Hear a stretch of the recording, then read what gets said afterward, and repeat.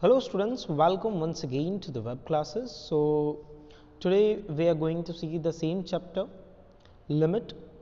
In the previous lecture we had completed tabular method of limit. Now today we are going to see limit based on some shortcuts or may say some rules. Okay. Now see the working rules of limit. See clearly. Following rules will be accepted without proof. पहले ही लिख दिया गया है कि following rules will be accepted without proof, मतलब proof कोई मत मांगना. क्यों नहीं मांगना है? क्योंकि देखो कोई भी किसी भी चीज़ का प्रूफ जब दिया जाता है तो वो बन जाता है थियोरेम. ठीक है. और मेरे ख्याल से 10th में आपने सफिशिएंट थियोरम्स जो हैं वो किए हैं. और थियोरम अगर बुक में है मतलब आपको करना पड़ेगा. So it's better to accept it without proof. Now, if fx and gx are two functions of a real variable and limit x tends to a, fx is equal L, मतलब जो fx जो है that tends to L and limit x tends to a, gx is equal m, मतलब जो है fx की जो limit है वो है L और gx की जो लिमिट है वो है m. तो अगर ऐसा कंडीशन है, अगर ऐसी कंडीशन है और आप दोनों में प्लस माइनस अगर करते हो, पहला फंक्शन को दूसरे फंक्शन से अगर माइनस करते हो मान लो, तो if you are deducting function f x minus g x, तो यहाँ पे भी इन दोनों का माइनस हो जाएगा. और अगर आप प्लस कर रहे हो तो दोनों के बीच में प्लस हो जाएगा. Similarly if you are multiplying both the function then here it will be multiplied. Is that clear? So hopefully दोनों क्लियर हो गया होगा. तो that is called working rules of limit. अगर एक मार्क में पूछा जाता है तो आपको इतना ही लिखना है. ठीक है. नाउ थर्ड रूल है डिवीजन का rule. If you are f x divided by g x you are doing then l divided by m would be there. Suppose k is a constant और एफ एक्स में आप के का multiplication कर रहे हो तो आप का आंसर जो है L उसमें भी आपको K का मल्टीप्लिकेशन करना होगा. क्लियर है इतना? अगर इतना क्लियर है तो वो थियरी पोर्शन था. ये देखिए लिमिट ऑफ अ पॉलिनोमियल. एक पॉलिनोमियल का लिमिट क्या होता है? जो एग्जाम के 1 मार्क पोर्शन के लिए इसे याद कर लेना. Let f x is equal a0 a1x a2x square plus dash dash dash a n x power n. अगर इस तरह से है तो limit x tends to b जो है वो हो जाएगा f x is equal a0 plus a1b plus a2b. अभी कैसे हुआ ये तो पूछ लो कोई. यहाँ क्या लिखा है? x tends to b. तो जहाँ जहाँ x था ना वहाँ क्या रख दिया गया? b रख दिया गया है ना. तो वहाँ b रख दिया गया है. इस तरह से ये इस फॉर्मेशन में बदल गया. तो सिंपली इसका फॉर्मूला बन जाता है. ज़्यादा अगर इतना याद नहीं रखना हो तो limit of a polynomial is this is the limit of polynomial. क्या है? So limit x tends to a, limit x tends to a bracket में x power n a power n divided by x minus a. यही formation में होना चाहिए. अगर इस formation में है तो हम उसे सिंप्लीफाइड कर सकते हैं n a n माइनस 1. तो ये जो n है वो मल्टीप्लिकेशन में आ जाता है. देन a n माइनस 1 ये हो जाएगी उसकी पावर. तो ये फॉर्मूला है जो सम में काम आएगा. ठीक है. तो ध्यान रखिएगा. नाउ अब हम बिना टेबुलर मेथड के लिमिट करने जा रहे हैं. तो जब आप बिना टेबुलर मेथड के लिमिट करने जा रहे हो तो सबसे पहले क्वेश्चन को रीड करोगे और समझोगे. जैसे कि find the value of limit x tends to 0. अब करना क्या है? आपको 0 जो है वो डायरेक्ट पहले सब्सटीट्यूट कर देना है न्यूमरेटर और डिनोमिनेटर दोनों में. अगर आपको 0 मतलब या जो भी ये वैल्यू है ये सब्सटीट्यूट करने पे आपको कहीं पे भी एक जगह 0 मिलता है तो आप पहले करोगे फैक्टराइजेशन. क्या करोगे? फैक्टराइजेशन. पहले उसे सॉल्व करोगे है ना. और अगर नहीं मिलता है 0 नहीं मिलता है तो वही होगा आपका आंसर. तो अगर मैं ये x is equal x tends to 0 अगर मैं x में सब्सटीट्यूट कर दूँ तो ये इतनी वैल्यू हो जाएगी 0. ठीक है. ये एक्स स्क्वायर हो जाएगा 0, 5x हो जाएगा 0, एक्स स्क्वायर हो जाएगा 0 और 2x हो जाएगा 0। तो बचेगा क्या? बचेगा 6/3, आंसर हो जाएगा 2। तो इसका आंसर होता है 2। इसका मतलब ये है कि अगर x की value, if x brought nearer to 0, then fx will be, the answer of fx will be nearer to 2। ये इसका हुआ आंसर। तो इलस्ट्रेशन 10 का लिमिट क्या है? तो लिमिट है 2। Now illustration 11, find the value of limit x tends to 2।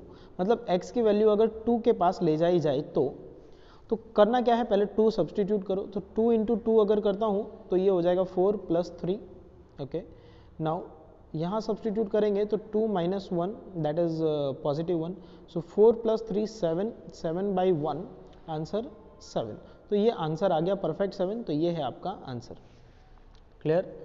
Now find the value of limit x tends to 3। अब 3 सब्सटीट्यूट करोगे अगर, तो 3 सब्सटीट्यूट करते हो तो अगर x का स्क्वायर हो जाएगा, मतलब 3 का स्क्वायर 9, 2 इंटू 3 - 3। सॉल्व करो आगे, 9 - 3 2 6 - 3।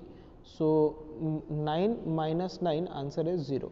कहीं भी डिनोमिनेटर या न्यूमरेटर, कहीं पे भी एक जगह भी अगर 0 आता है तो पहले आपको करना पड़ेगा फैक्टराइजेशन। फैक्टराइजेशन मतलब न्यूमरेटर को अलग से सॉल्व करोगे और डिनोमिनेटर को अलग से सॉल्व करोगे। तो यहाँ न्यूमरेटर में मुझे मिलता है 0। सो रीड कर रहा हूँ मैं। If we put x = 3 in the function fx, we got the value of function 0/0 which is indeterminate। Indeterminate मतलब कोई एक फिक्स वैल्यू नहीं मिल रही है और 0/0 एक्सेप्टेबल नहीं है। Hence we shall factorize the numerator and denominator। ठीक है, अब फैक्टराइज कर रहे हैं तो पहले मैं ले रहा हूँ न्यूमरेटर। तो न्यूमरेटर की वैल्यू है x² - 2x - 3। ये रहा x² - 2x - 3। अब 10th में आपने फैक्टराइजेशन बहुत अच्छे से सीखा हुआ है, आई नो वेरी वेल। तो करना क्या होता है, यहाँ पे 3 और यहाँ वाले कोएफिशिएंट का मल्टीप्लाई होता है। सो 3 × 1 हो जाता है 3। अब 3 के ऐसे फैक्टर करने हैं कि यहाँ पर साइन कौन सी है? तो यहाँ पर साइन जो है वो है नेगेटिव की। तो नेगेटिव करने पे आपको वैल्यू मिलना चाहिए 2। कौन सी वैल्यू मिलना चाहिए? सो 2 वैल्यू मिलना चाहिए। सो 3 × 1 दैट इज 3। 3 - 1 अगर करते हैं तो हमें मिलता है 2। क्लियर? 3 - 1 करता हूँ तो मुझे मिलेगा 2। तो एक फैक्टर हुआ 3, दूसरा फैक्टर हुआ 1। तो इसे लिखें, ये हो गया x² - 3x। ठीक है, साइन यहाँ वाली यूज़ की जाती है। ठीक है, तो -3x। अब माइनस करने के लिए ऑलरेडी एक माइनस है, आपको 1 माइनस करना है तो आगे प्लस लगाना पड़ेगा। सो +x - 3। Is that clear? अगर ये समझ में आ गया है ये वाली लाइन, फिर दो के पैर बनाए जाते हैं। ठीक है, तो ये सबसे पहले इन दो में देखो कॉमन क्या है, मैक्सिमम कॉमन फैक्टर इसमें ढूंढो। तो x कॉमन है, तो x कॉमन लेने के बाद क्या बचता है? x - 3। इन दोनों में क्या कॉमन है? कुछ कॉमन नहीं है। जब कुछ कॉमन ना हो तो साइन के साथ 1 ले लेना है। तो 1 + 1 हम कॉमन ले लेंगे। तो +1 आ गया कॉमन, तो बचा x - 3। नाउ तो x - 3 x - 3 दो बार हो गया, तो x - 3 first factor and x + 1 ये हो गया सेकंड फैक्टर। इस तरह से आपके फैक्टर हो जाते हैं x - 3 and x + 1। Is that clear? Just a second.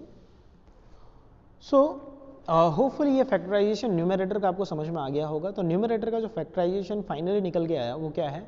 x - 3 and x + 1। The second denominator देखो, तो डिनोमिनेटर की वैल्यू ये रही x² - 5x + 6। तो यहाँ क्या करेंगे? 6 × 1, तो 6 × 1 दैट इज 6। आपको प्लस करने पे आंसर चाहिए 5, तो पॉजिटिव प्लस करने पे आंसर चाहिए 5। तो कौन कौन से टेबल में 6 आता है? एक तो 2 के टेबल में आता है, 2 × 3 हो जाता है 6, 2 + 3 करता हूँ तो हो जाता है 5। Is that clear? तो ये आ गया आपके फैक्टर्स। ठीक है, तो ये लिखें, यहाँ अगर लिखते हैं तो हो जाएगा x² - 3x - 2x + 6। अब क्यों माइनस साइन यूज़ की गई? क्योंकि यहाँ माइनस है तो पहली साइन जो है वो माइनस की लगाई जाएगी। अब प्लस करने के लिए एक और माइनस चाहिए हमें, तो ये दूसरी भी साइन जो है वो माइनस की लगाई गई। नाउ अब इन दोनों में मैक्सिमम कॉमन क्या है? तो x कॉमन है, तो x कॉमन लेने के बाद बचता है x - 3। इन दोनों में कॉमन जो है वो डिजिट आएगी, वो है 2, साइन के साथ लेंगे तो -2 कॉमन लेते हो तो बचता है x - 3। इस तरह से आपके डिनोमिनेटर के फैक्टर होते हैं x - 3 एंड x माइनस 2। अब ये सेम वैल्यू ओरिजिनल वैल्यू के जगह पे आप इनके फैक्टर्स लिखोगे, ठीक है। देखिए ये ओरिजिनल वैल्यू की जगह हमने लिख दिया फैक्टर। अब ऊपर और नीचे फैक्टर कौन सा कॉमन है? सो x माइनस 3 और x माइनस 3 कॉमन है, तो बचा क्या? x plus 1 divided by x minus 2।